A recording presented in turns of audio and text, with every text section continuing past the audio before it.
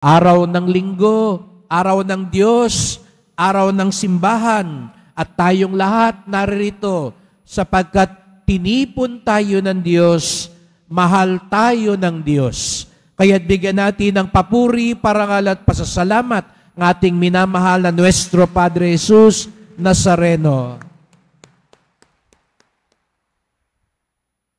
Ngayon po ay linggo ng mga katutubong Pilipino, kaya't ipinagdarasal natin sila na masasabi natin ding mga ninuno natin na patuloy pa rin sila sa kanilang mga kultura at tradisyon at ipagdasal natin na sila'y mapangalagaan lalo na sa kanilang mga tinitirhan sa kalikasan dahil marami din sa kanila ngayon ang itinataboy, inaalis, nililipat sa ngalan ng kaunlaran. Kaya pagdasal natin ang karangalan at ang kaligtasan din ng mga katutubong Pilipino na pinapaalis sa mga gubat, sa mga bundok, sa mga ilog, dahil na rin may mga gustong kumuha ng kanilang mga ari-arian sa ngalan daw ng kaunlaran.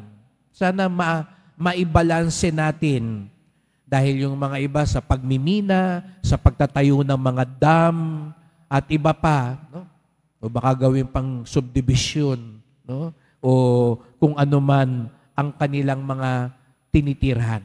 At ngayong linggong ito, tinawag ng mga obispo ang linggo ng extreme poverty, lubhang karukaan.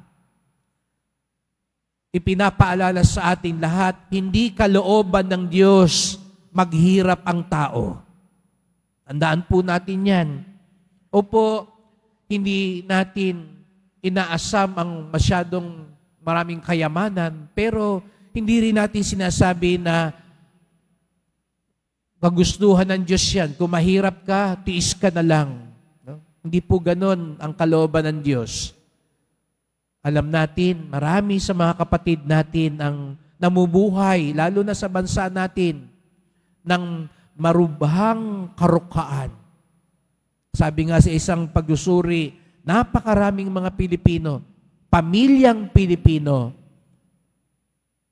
ang kailangang mamuhay ng mas mababa pa sa 100 piso sa isang araw.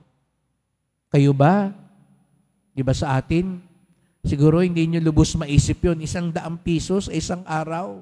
Paano ko mabubuhay nun, Father? Pero marami sa ating mga kababayan, hindi lang individual, pamilya ng 4 o 5, kailangang mabuhay ng 100 piso o mababa pa sa isang araw. Alalahanin natin sila at pagmalasakitan natin. Kaya dito sa Quiapo, ang dambana ni Jesus Nazareno ay tahanan din ng Pilipino. Kaya't yung mga nagpupunta dito, mga nagugutom, nahihirapan, araw-araw tayo tumatanggap ng mga humihingi ng tulong at sinisikap natin. Hindi naman maiiwasan minsan meron ding mga mapanlinlang. Kunwari may sakit, kunwari uwi ng probinsya, kunwari namatayan. Kaya ipagdasal natin. At nakakalungkot na nangyayari ito sa bayan natin. Napakayaman natin sa kalikasan. Ngayon din ng linggo, tinatapos natin yung tinatawag na Season of Creation. Mayaman ng Pilipinas sa kalikasan. Kung magsisipag lang ang bawat Pilipino, hindi magugutom. Ngunit higit sa lahat, kung magiging mapagmalasakit din ang bawat Pilipino, walang magugutom. Kaya ipagdasal natin, tayong mga deboto, mga alagad ni Jesus Nazareno, maisip natin na ito'y bahagi ng ating pagiging Kristiyano. Alam natin yan. Bakit ba tayo naghihirap? Dahil may mga taong hindi mabusog-busog, hindi makontento. Kaya sana rin naman sa nalalapit na halalan, huwag nating pagbili ang boto natin, abutan ka ng 500, 1,000. Ang kapalit nun, 3 taon na namang paghihirap natin. Babawiin na naman yan. At nakalulungkot na tayo rin minsan. At siguro sabihin nyo nga, Father, nung gagawin ko, wala kaming makain nga eh. Di tanggapin nyo, pero huwag nyo iboto. Pera naman ng taong bayan po yun. Kung talagang kayo'y dukhang-dukha na. Pero mga kapatid, ang mas magandang paalala sa atin, hindi po kalooban ng Diyos ang paghihirap. Kaya natitiyak ko marami nagdarasal dito na guminhawa na sa buhay. Hindi ho masama yun. Siguro iba sa inyo, lubog ngayon sa utang. Iba sa atin ngayon, hindi mo alam saan kakukuha ng pangmatrikula ng anak mo. Pambayad sa gamot, sa ospital. Kaya nangangamba ka, ano ba? Unti-unti na lang ba? Antayin ko na lang mamatay ako, ang asawa ko, ang anak ko, dahil wala kaming pambili ng gamot. Lahat tayo dito nagdarasal na kahit papaano'y guminhawa ang buhay. Hindi naman maitatanggi po yun. Kailangan natin ng pera. Diretsahan na ho tayong usapan. Lahat naman ho tayo kailangan. Kahit nga ho ang simbahan, kailangan. Kaya nga ako nakikiusap. No? Kaya nga ako nag-aalok na ng medalyon at imahe. Nakita niyo po yung mga kuryente, yung kawad ng kuryente na kapaligid. Sinabihan na po tayo, ayusin po yan para maging ligtas ang ating simbahan. Para hindi tayo masunog.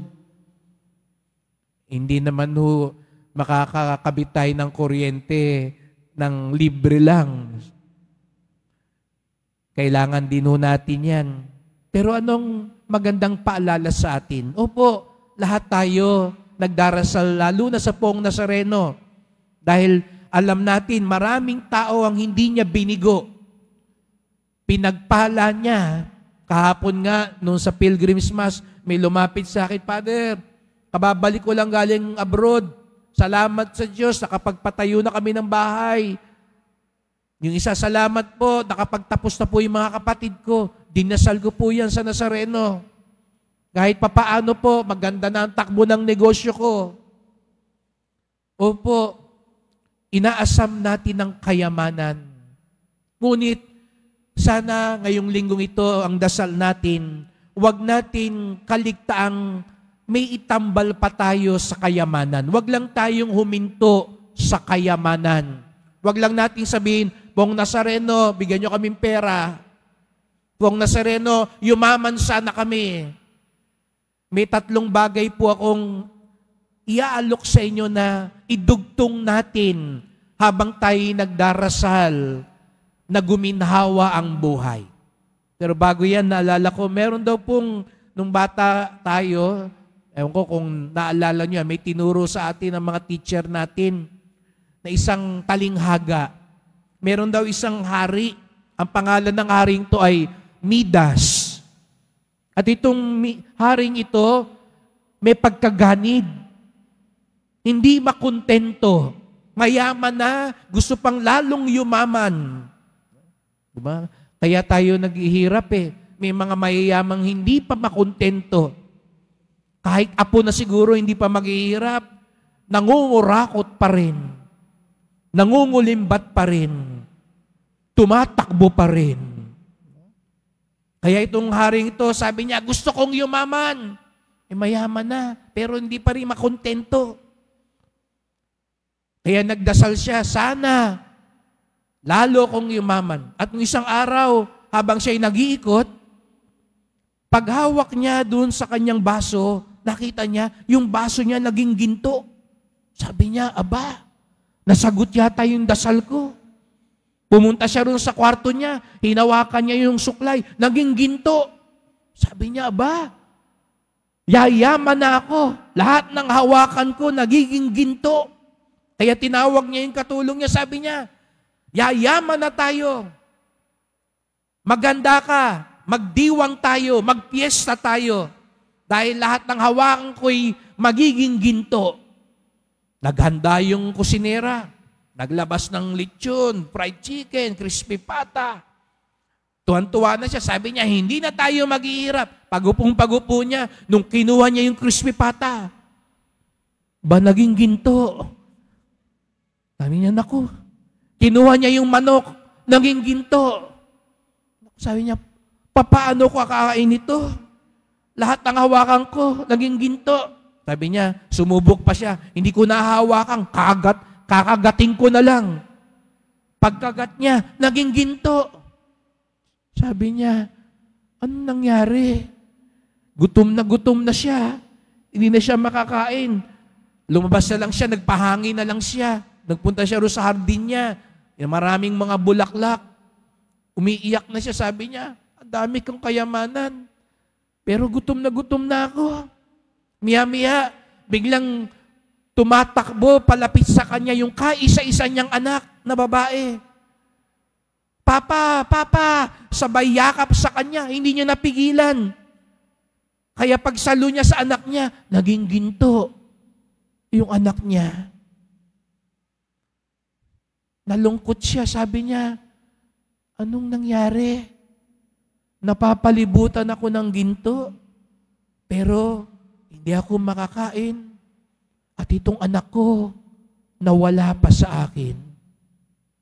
Itong talinghagang ito, mga kapatid, siguro nga sabi natin katang-isip, pero may butil ng katotohanan.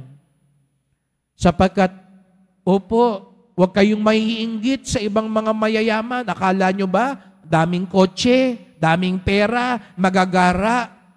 Pero sa totoo lang, wala silang kaligayahan sa buhay. Ang yaman-yaman nga, nag-aaway naman. Magkakapatid, magulang sa anak, anak sa magulang. Mayaman ka nga, hindi ka makatulog kasi natatakot ka. Baka mamaya panikin ka, nakawang ka, patayin ka. Mayaman ka nga, ang dami mong nakaalitan, ang dami mong atraso, ang dami mong kalaban.